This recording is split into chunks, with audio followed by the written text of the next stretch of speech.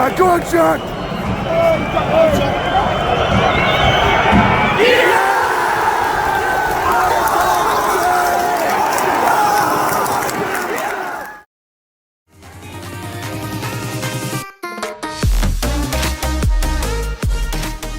Hi guys, and welcome to another video, another 3 points, and an absolutely incredible 3 points at that, away from home. A really, really difficult place to go, Wewell Park. Really difficult, given Blackburn, the way they've set themselves up this season. They were a really, really good team, and I will say before I do get into the review, and I get ahead of myself because I'll get excited, and I'll act like we're the best thing since sliced bread.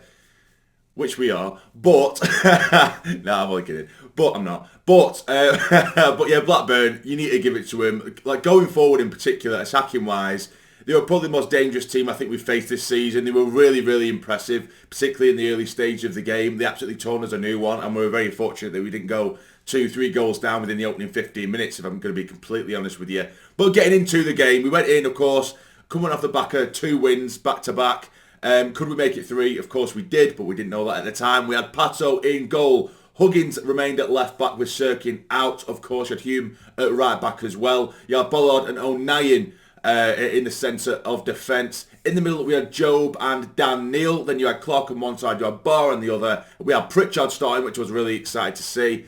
And we had Burstow up top as well. So, getting into the game, as I say, we really just didn't get out of the blocks at all. Blackburn, you know, I can slag us off as much as I want. It was a slow start from us, but some of their attacking prowess was a nightmare to deal with, regardless of how good or bad we were playing. Like I say, we were slow to get out there, but they were fantastic with their tempo, their press. We couldn't get out at all. Whenever we did try to play out from the back, it quickly ended up resorting, hoofing it, to try and find Burstow in behind, which came to no avail throughout the entirety of the game, to be honest with you.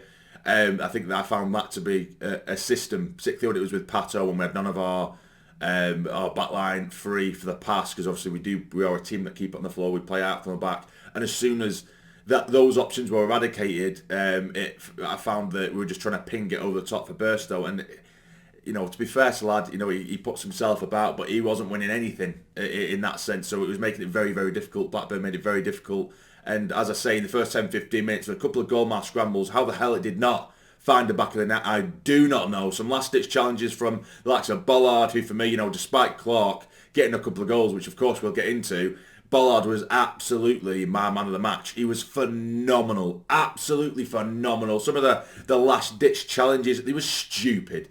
They were stupid, some of the challenges that guy made. I mean, obviously in a good way, but they were absolutely incredible. Some last-ditch challenges where he'd just get his toe on it, they'd flick it wide or over the bar when it looked like it was you know, destined to hit the back of the net. Pato made a couple of half-decent saves. But we did manage to break the deadlock, and our first shot of the game was a penalty. It was Jacques Clarke. I think the Blackburn defender was about to hoof the ball away, but he's taken Clarke with him. So penalty is given. Clarke slams it straight down the middle. 1-0, absolutely fantastic. Undeserved, gets to win a player, but then we're starting to get into swing of things a little bit. But just as we are starting to build up a bit of momentum, a bit of tempo, of course, Blackburn, with the quality they have going forward, as I've alluded to, it's still going to be there. The threat is still going to be there. They managed to work it down the right-hand side. They put it across goal. And I've looked at the replay, and I keep on looking at it. At the time, I was sat behind the goal. It looked like it was a very easy... Well, it's an awkward one because the way it's fizzed across goal, sort of midriff height. From where I was sat, it looked like it would have been very, very simple for Pato to go out and claim it. And a good handful of times, he did seem in sort of no man's land, Pato. Pato, for me, is someone who I think has improved on that massively over the last couple of seasons in terms of claiming the ball, knowing when to come and when to go. But there were several times yesterday evening, albeit, and I'll say he made some cracking saves. He made some worldy saves. But there were a handful of times, including the goal, where I think he should have got the ball. I think he should have claimed the ball before it was even put across goal. Maybe I'm being a bit harsh. It was coming at pace, but for me it looked like he could have claimed it, but he just didn't really commit. And like I say, there was a handful of times in both halves where the ball was put in the box and he kind of come for it, he'd make a few steps forward, and then he'd sort of give up on himself a little bit, and he'd doubt himself, and then start slowly creeping back and letting the cross go, and then if someone did get on the end of it, they just left his goal completely empty. And he did that a good handful of times in both halves, and that was quite worrying to see. That was like the Pato of old. when we first started to come, when he first started to sort of bleeding through a little bit, and his inexperience was showing. But he's come through, and of course we know that he's a fantastic goalkeeper now. He's grown a lot, but those little errors there, that was quite worrying to see back in his game then last night. Of course we managed to get away with it, but hopefully that isn't a sign of things to come, because there were a couple of times, like I say, where it was quite worrying the way I saw Pato. But either way, Melbourne made up for it with some of the class saves. But yeah, they put it across goal. Pato, I think, should have come and claimed it, and they've put it in the back of the net to make it 1-1. But just on the stroke of half-time, we get the ball in the box. It's recycled back to Dan Neil. He's dummies his man to take it into the box. Left foot, pings it across goal, bottom right-hand corner. Perfect. Go into the half-time, 2-1 up, back in the lead. Fantastic. Second half, I think it was a really hard-fought game, really difficult game. Blackburn absolutely had the chances. One of them particularly spun on the edge of the box. The name of the player eludes me. But he's bent it just past Patterson, and it's gone just past that bottom corner. But luckily it doesn't go on the inside of the post, it goes on the outside. But it was actually Blackburn that they shot themselves in the foot, didn't they? They were playing it out for the back. We were allowing them to do so because we have the lead. We're not as desperate to keep that press up. But then they didn't really have too many options. They played it out for the back and tried to put it into the central midfielder. He's got his back to goal, obviously. And we managed to intercept.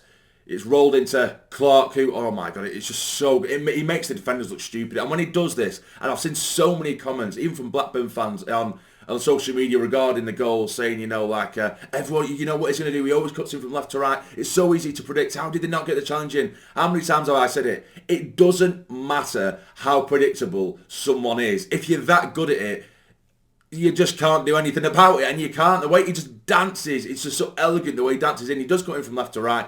Dummies his man, dummies a keeper, and another man, and just passes it into the bottom right-hand corner. He sits about 2-3 players on their arse. It's absolutely beautiful, sending the fans insane, and that's the game done, dead and buried. And like I said, they shot themselves in the foot there.